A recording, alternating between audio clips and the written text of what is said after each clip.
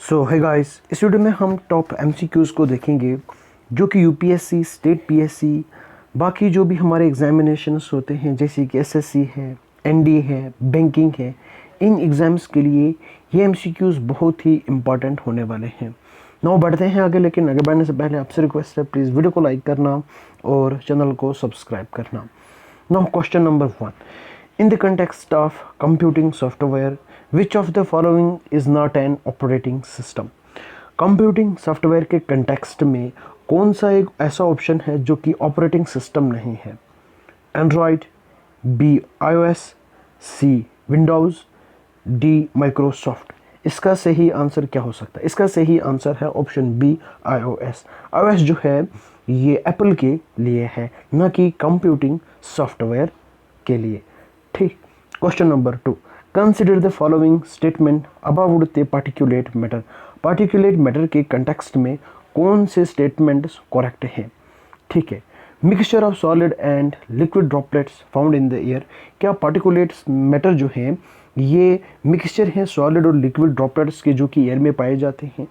Option second, dust from construction sites and unpaved roads is a major source of particulate matter in the air.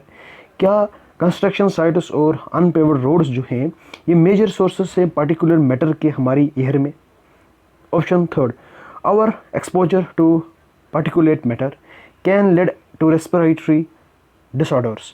क्या continuously जब exposure होगा हमारा particular matters के साथ, क्या इस वजह से रेस्पिरेटरी डिजीज़ हो सकती हैं या रेस्पिरेटरी डिसऑर्डर्स हो सकती हैं? तो कौन से ऑप्शंस करेक्ट हैं? 1 and 2, 1 and 3, 2 and 3, all the above. इसका सही आंसर क्या हो सकता है? इसका सही आंसर डी है, ऑल द अबव सही है। जो पार्टिकुलेट मैटर्स हैं ये मिक्सचर हैं सॉलिड और लिक्विड ड्रॉपलेट्स के जो कि हमारे एयर में पाए जाते हैं। कंस्ट्रक्शन साइट्स और अनपेवर्ड रोड्स जो हैं ये मेजर सोर्सेस हैं पार्टिकुलेट मैटर के हमारी एयर में। अगर कंटिन्यूसली और एक्सपोजर होता रहेगा पार्टिकुलेट मैटर्स के साथ, इसकी वजह से रेस्पिरेटरी डिसऑर्डर्स होती हैं, हमारे लंग्स को इफेक्ट होती है। ठीक है, हमारे लंग्स जो हैं वो ख़राब हो सकते हैं। क्वेश्चन नंबर 3, कब हम इन्वायरमेंट डे को ऑब्जर्व करते हैं? When is the world environment day observe? 21 January, 5 June, option C 21 July, option D 5 October. इसका सही आंसर क्या हो सकता है? इसका सही आंसर है 5 जून। 5 जून को हम वर्ल्ड इन्वायरमेंट डे सेलिब्रेट करते हैं। ठीक है, जो 5 अक्टूबर है इस दिन हम वर्ल्ड टीचर्स डे ऑब्जर्व करते हैं। Question number 4, the Paris agreement on climate change seeks to, option A ban the use of hydrocarbons by 2030, reduce the use of hydrofluorocarbons, keep the increase in global average temperature to fall below 2 Celsius degree above the pre-industrial level, option D all the above। इसका सही answer क्या हो सकता है? इसका सही answer है option number 6, keep the increase in global average temperature to well below 2 Celsius degree above the pre industrial level. हाँ, हमने ये एजेंडा सेट करके रखा है कि हम ग्लोबल टेम्परेचर को बिलो 2 सेल्सियस डिग्री ही बरकरार रखेंगे, हम इससे ज़्यादा इंक्रीज़ नहीं होने देंगे। ठीक है, ये हमारा पेरिस एग्रीमेंट था। ठीक।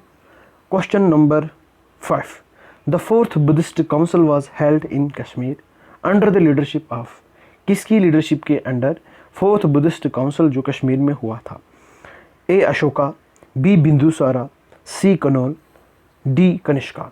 इसका सही आंसर क्या हो सकता है? इसका सही आंसर है कनिष्का। कनिष्का की लीडरशिप के अंडर 4th बुद्धिस्ट काउंसिल जो था वो कश्मीर में हुआ था। Question number 6, the border area development programme, ये एक स्कीम है लेकिन ये किस मिनिस्ट्री के अंडर में है? Option A ministry of home affairs, option B ministry of defence, option C ministry of external affairs, option D ministry of law and justice. इसका सही आंसर ए है, मिनिस्ट्री ऑफ होम अफेयर्स। इसको हम vibrant village programme भी बोलते हैं। हमें border areas जो हैं वो डेवलप करने हैं।